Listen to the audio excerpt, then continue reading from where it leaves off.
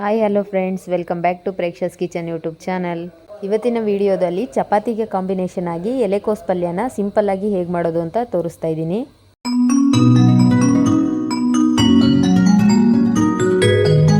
ನಮ್ಮ ವಿಡಿಯೋ ನೋಡೋ 91% ಜನ ನಮ್ಮ ಚಾನಲ್ನ ಸಬ್ಸ್ಕ್ರೈಬ್ ಮಾಡ್ತಾ ಇಲ್ಲ. ಪ್ಲೀಸ್ ನಮ್ಮ ಚಾನಲ್ನ ಸಬ್ಸ್ಕ್ರೈಬ್ ಮಾಡ್ಕೊಳ್ಳಿ. ನೀವು ಮಾಡೋ ಸಬ್ಸ್ಕ್ರೈಬಿಂದ ನಮಗೆ ನೆಕ್ಸ್ಟ್ ವಿಡಿಯೋಗೆ ಮೋಟಿವೇಶನ್ ಆಗಿರುತ್ತೆ.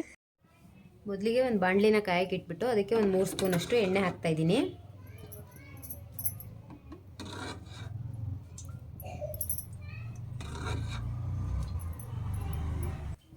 ಎಣ್ಣೆ ಕಾದ್ಮೇಲೆ ಅರ್ಧ ಸ್ಪೂನಷ್ಟು ಸಾಸಿವೆ ಹಾಕ್ತಾ ಇದ್ದೀನಿ. ನೆಕ್ಸ್ಟು ಒಂದು ಸ್ವಲ್ಪ ಕರಿಬೇವಿನ ಸೊಪ್ಪು ಹಾಗೆ 3 ಮೆಣಸಿನ್ಕಾಯಿನ ಮೀಡಿಯಮಾಗಿ ಕಟ್ ಮಾಡ್ಕೊಂಡು ಹಾಕ್ತಾ ಇದ್ದೀನಿ.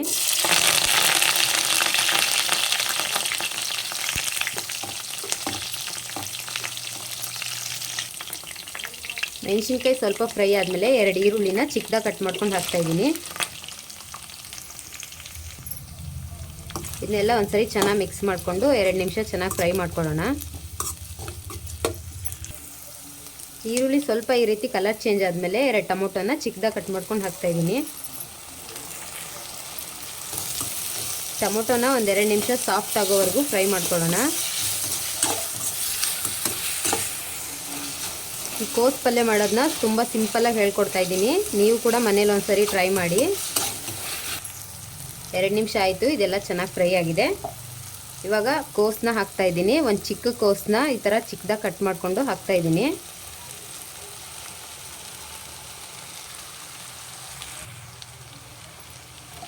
ಇದನ್ನೆಲ್ಲ ಒಂದ್ಸರಿ ಚೆನ್ನಾಗಿ ಮಿಕ್ಸ್ ಮಾಡ್ಕೊಳ್ಳೋಣ. ಈ ಎಲೆಕೋಸಿನ ಪಲ್ಯ ರೊಟ್ಟಿ ಮತ್ತು ಚಪಾತಿಗೆ ಒಳ್ಳೆ ಕಾಂಬಿನೇಷನ್ ಆಗಿರುತ್ತೆ. ಇದಕ್ಕೆ ಮಾಡೋಕ್ಕೇನು ತುಂಬ ಇಂಗ್ರೀಡಿಯೆಂಟ್ಸ್ ಏನು ಬೇಕಾಗಿರಲ್ಲ, ಸಿಂಪಲ್ಲಾಗೆ ತೋರಿಸ್ತಾ ಇದ್ದೀನಿ.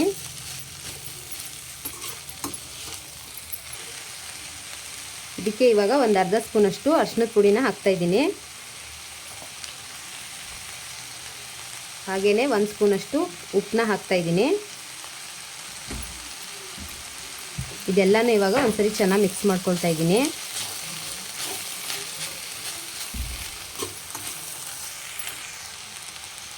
ಇದಕ್ಕೆ ಇವಾಗ 1 ಲೋಟದಷ್ಟು ನೀರನ್ನ ಹಾಕ್ತಾ ಇದ್ದೀನಿ.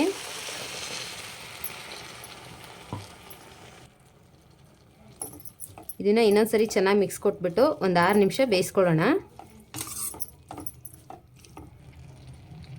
ಒಂದು ಪ್ಲೇಟ್ ಮುಚ್ಚಿ 5 ರಿಂದ 6 ನಿಮಿಷ ಲೋ ಫ್ಲೇಮಲ್ಲಿ ಬೇಯಿಸ್ಕೊಳ್ಳೋಣ. ಚಪಾತಿಗೆ ಕಾಂಬಿನೇಷನ್ ಆಗಿ ನಾನು ಎಲೆಕೋಸಿನ ಪಲ್ಯನ ಮಾಡ್ತಾಯಿದ್ದೀನಿ. ಈ ಚಪಾತಿ ಹಿಟ್ಟನ್ನ ಒಂದು ಚಿಟಿಕೆಯಷ್ಟು ಉಪ್ಪು ಮತ್ತು 1-2 ಸ್ಪೂನಷ್ಟು ಎಣ್ಣೆ ಹಾಕಿಬಿಟ್ಟು ಚೆನ್ನಾಗಿ ಸಾಫ್ಟಾಗಿ ಕಲಿಸ್ಕೊಂಡು ಇಟ್ಕೊಂಡಿದ್ದೀನಿ. ಈ ಹಿಟ್ಟನ್ನ ಕಲಸಿ 3 ಅವರ್ ನೆನೆಸಿಟ್ಕೊಂಡಿದ್ದೀನಿ. ಇವಾಗ ಚಪಾತಿನ ಉತ್ಕೊಳ್ತಾ ಇದ್ದೀನಿ.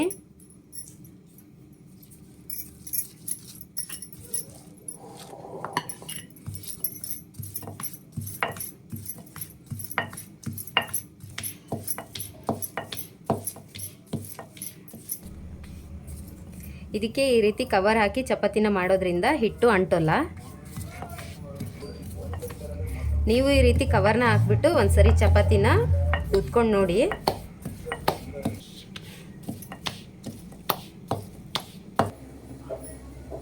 ತವ ಚೆನ್ನಾಗಿ ಕಾದಿದೆ. ಇವಾಗ ಚಪಾತಿನ ಹಾಕ್ತಾ ಇದ್ದೀನಿ. ಚಪಾತಿ ಸ್ವಲ್ಪ ಬೆಂದ ಮೇಲೆ ಒಂದು ಸೈಡು ಎಣ್ಣೆ ಹಚ್ತಾ ಇದ್ದೀನಿ.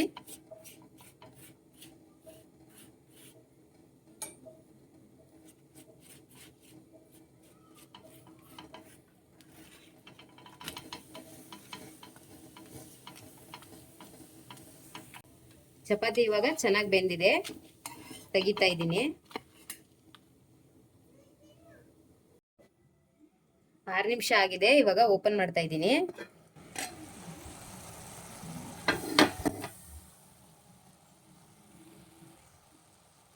ಪಲ್ಯ ಚೆನ್ನಾಗಿ ಬೆಂದಿದೆ. ಇದಕ್ಕೆ ಇವಾಗ ಒಂದು ಸ್ವಲ್ಪ ಕೊಬ್ಬರಿನ ಮಿಕ್ಸಿ ಮಾಡಿಬಿಟ್ಟು ಹಾಕ್ತಾ ಇದ್ದೀನಿ.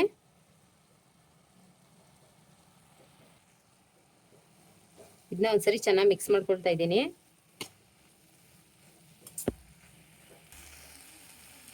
ಇದಕ್ಕೆ ಇವಾಗ ಒಂದು 1/4 ಕಪ್ ಅಷ್ಟು ನೀರನ್ನ ಹಾಕ್ಬಿಟ್ಟು ಕೊಬ್ಬರಿನ ಇವಾಗ ಹಾಕಿರೋದ್ರಿಂದ 1 ನಿಮಿಷ ಇದನ್ನ ಚೆನ್ನಾಗಿ ಬೇಯಿಸ್ಕೊಳ್ಳೋಣ.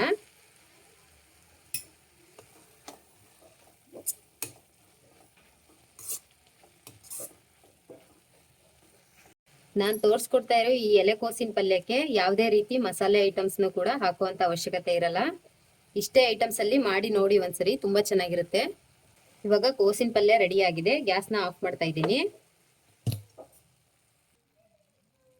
ಈ ರೀತಿ ಎಲೆಕೋಸಿನ ಪಲ್ಯನ ಸಿಂಪಲ್ ಆಗಿ ನೀವು ಕೂಡ ಮನೇಲಿ ಒಂದ್ಸರಿ ಟ್ರೈ ಮಾಡಿ, ಹೇಗೆ ಬಂದಿದೆ ಅಂತ ಕಮೆಂಟ್ ಮಾಡಿ. ಈ ವಿಡಿಯೋ ನಿಮಗೆ ಇಷ್ಟ ಆಗಿದ್ರೆ ಲೈಕ್ ಮಾಡಿ, ಶೇರ್ ಮಾಡಿ, ಹಾಗೆ ನಮ್ಮ ಪ್ರೇಕ್ಷಾಸ್ ಕಿಚನ್ ಯೂಟ್ಯೂಬ್ ಚಾನಲ್ನ ಸಬ್ಸ್ಕ್ರೈಬ್ ಮಾಡಿ. Thank you for watching.